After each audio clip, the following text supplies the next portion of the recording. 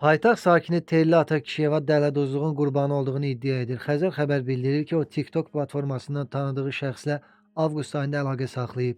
2 ay sonra işin hazır olacağı deyilsə də 8 aydır ortalıqda mebel yoxdur.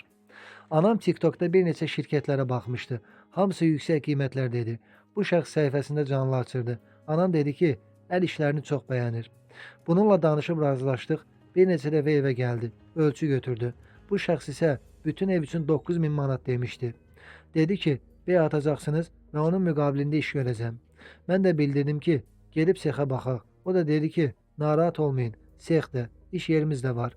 Sizə kartımı və şəxsiyyət vəsiqəmi də atacağım. Bundan sonra zərər çəkən mebel hazırlayacağına dair söz verən şəxsin kartına 4900 manat ödəniş edib. Tellata Kişiyeva deyir ki, həmin şəxs anasının evində də mebel yığacağını deyib. Ondan da 200 manatını aldıqdan sonra yoxa çıxıb. İndi onların nə zənglərinə cavab verir, nə də mesajlarına. Hadisə ilə bağlı Daxili İşlər Nazirliyinin mətbuat xidmətindən bildirilib ki, vətəndaşın müraciəti əsasında ərazi üzrə polis orqanında təhqiqat işləri aparılır.